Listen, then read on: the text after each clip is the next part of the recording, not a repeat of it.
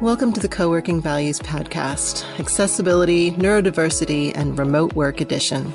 I'm Emily Breeder, Scrum Master and Accessibility Advocate, and I facilitate work in challenging circumstances. On this podcast series, we will examine the creative ways we humans overcome challenges to create a sustainable livelihood. Today we're talking about working with neurodiversity with Rosie Sherry of the Ministry of Testing in the UK. Rosie, it's such a pleasure to have you on the Coworking Values podcast today. Can you tell us a bit about your experience in the coworking and accessibility realm? Yeah. Where do I start? Coworking. I love coworking. I used to run a space many years ago, so I guess fairly early on. I think it was around 2010. Yeah, that is early. Yeah, so for a couple of years I ran a space in Brighton, and I have such great memories from it. I was active in the local community first with some meetups, and just through that getting to know people. I had the enthusiasm to start a space, and I collaborated with a couple of people and just had so much fun, made so many friends. It's definitely... And it's probably a good place to meet new people and make connections. Yeah. And I got to run meetups as well, so I enjoyed very much that side of things. Kind of, obviously, co-working is very community-minded, community-focused, but I also had a specific interest in community generally. So I was very interested in thinking about how do we bring people together with community in mind. How about neurodiversity? What's your connection there? Yeah, so I'm a almost 45-year-old female, and I've got 5 children, aged between 6 and 20 at the moment. And I think neurodiversity in the past few years it's kind of become more prominent. But through my kids, as is the case with many women, I discovered like the neurodiversity in my older children. Currently my eldest has a diagnosis.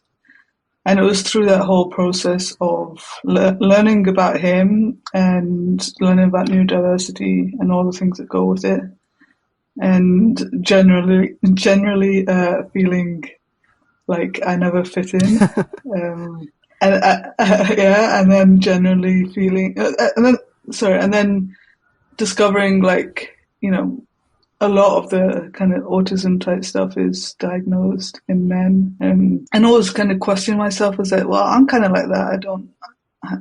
I actually don't see anything wrong with my son's behaviour. I can totally understand why he behaves like that.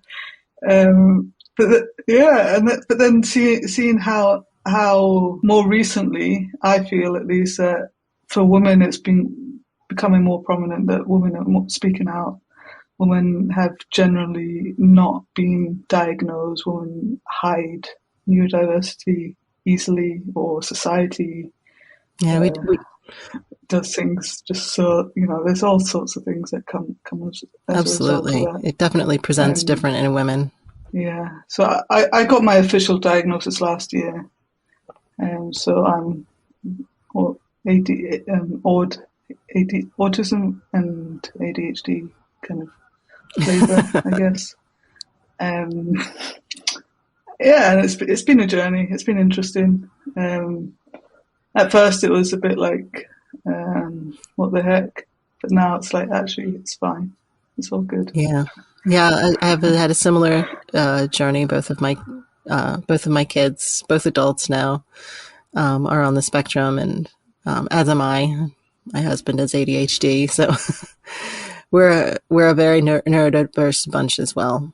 In the co-working space, however, is there a way, in your experience as a co-working space owner in the past, that co-working spaces could embrace and support neurodiversity among their members better than they're doing currently? I haven't been involved in a co-working space in a long time. And when I was doing the co-working space back in the days, it wasn't really on my radar. But I think, Sure. yeah, definitely like there's certain co-working spaces that are just like too much for me, too overwhelming, too much going on. I don't like just too many distractions. I don't mind being around people, but like I want to hyper focus, and the noises, even at home, like there's lots of noises that kind of grind me. But I can control it, right? It's like if there's something that's annoying me, I can just get up and leave and go somewhere else. But in co-working spaces, anything from someone chewing something that really kind of gets to me, to noises that little scratches on plates just like go through my whole body. And as I've become more aware of it, it's just like I can feel the impact on it at home. But if it was like happening to me constantly now, it would just like send me over the edge. And exhaust me at the end of the day, because it becomes such a focus for me to So would you probably prefer a private office then? probably have the option of spaces to go to.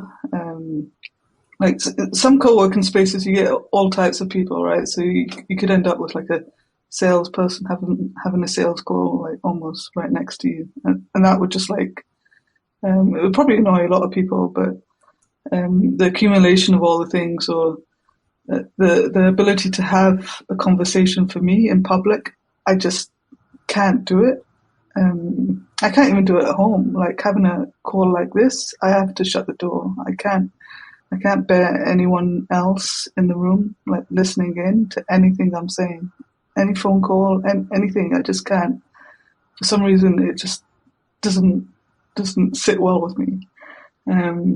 So it's things like that co-working spaces for me don't work. But I'm also quite happy dropping into a space as well. It's not like, I wouldn't want to put co-working spaces out. It's more like having the option of like, I know I'm going to go into a noisy place for a while, and that's fine. I go into cafes, pubs, restaurants sometimes to work, and I stick my headphones on and get stuff done, or I sit and talk with other people. It's not an issue, but it's like when it's the only option, then that's probably when it becomes a problem. I see. So do you think it's more about the type of work that you're doing at a particular time that determines when you can use a certain type of space?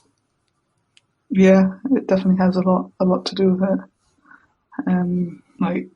I'd struggle to do a call like this, obviously for sound reasons is one of them, but I don't know how people these days deal with podcast recordings in co-working spaces, and I think some have specific areas to do that, but it becomes complicated. And I could see it being hard to manage for co-working spaces as well. But having a place to go, I would love to see, like, if I was to use a co-working space, it would be more as a place to go for a bit and maybe also meet people, have somewhere in common, somewhere chilled that you can relax and hang out with other people, knowing that you can have conversations sometimes. But yeah, to get that kind of social interaction in real life, I think is super important, and we're probably not really getting enough of that day to day professionally, I would say. Yeah, especially since the pandemic, we've definitely pulled apart a bit. Yeah, it's really comfy at home. It's really nice, but it's it's like I do miss going out, but it exhausts me going out as well. So I'm conscious of that. It's like trying to find that balance. Or even because I homeschool my kids, it's like it'd be nice just to bring my kids along and have them sit around reading or playing a game. Have that flexibility without feeling stressed out. Is there any sort of accessibility measure that you usually use in your, I'm not going to call it homework, in your homeschooling, which makes it easier for everyone to work together? Probably like sound control is the biggest thing. Like we all have different levels of tolerance.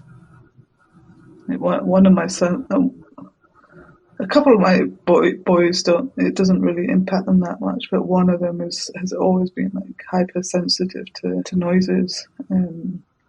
So even like we went to Wagamama's restaurant a couple months back, and I don't know if you know Wagamama's, but I guess a fairly large open plan restaurant, Japanese style. But it can get really loud and like echoey, and he's just going there for an hour was like he was like wanting to really get out of there. And yeah, it's been like for him specifically, just like anything in big groups, he's not interested. And I think a lot of that is, I think I'm the same, to be honest. It's like small group interactions are great, even preferably just like one-to-one, because whenever it gets into like a group discussion, I just find it hard to keep up. And I see that in my kids as well. And I think there's like a audio delay thing with neurodiversity that can happen, and I definitely sense that. Like I feel like I'm always like that half second too late in the conversation to jump in.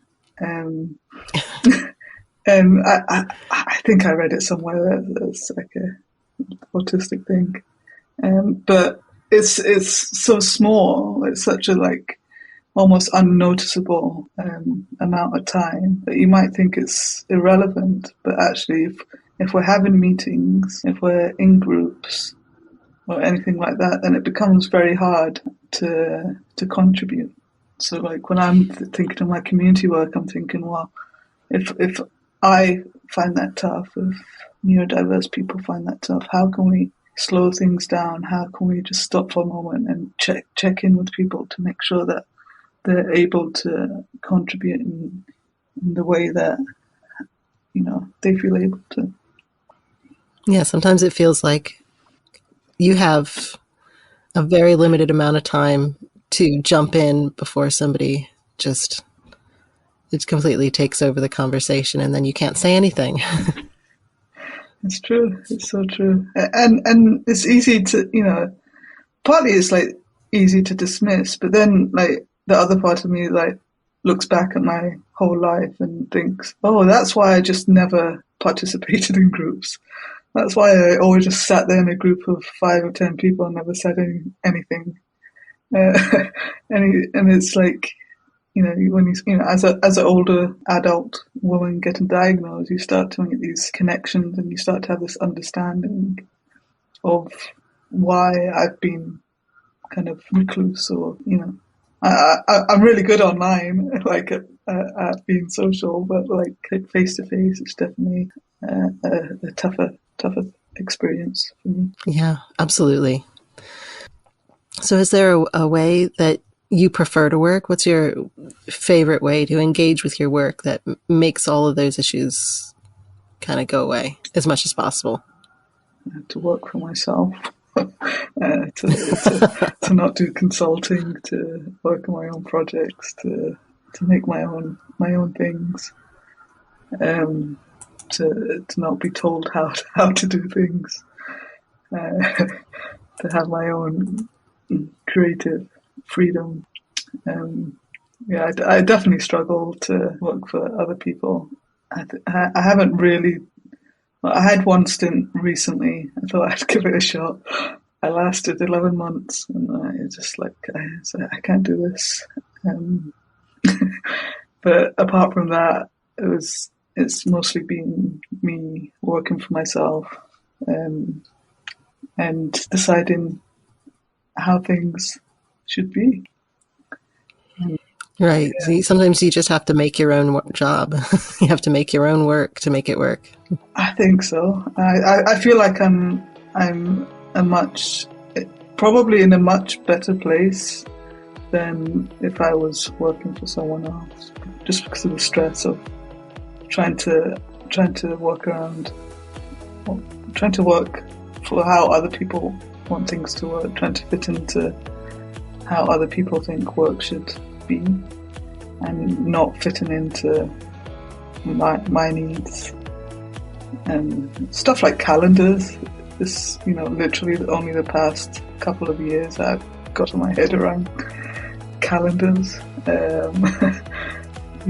Yeah, the executive functioning is a big piece of it, right? Yeah, and because I work for myself, I literally design my whole life around not needing calendars, and it's just something that I did naturally. But as either my business grows or either working for other people, then you start to realize that I struggle with these things. I struggle just getting everything to work, and for me, it's generally speaking, to help me with knowing what's going on. And I know I have a calendar, but I forget to check it.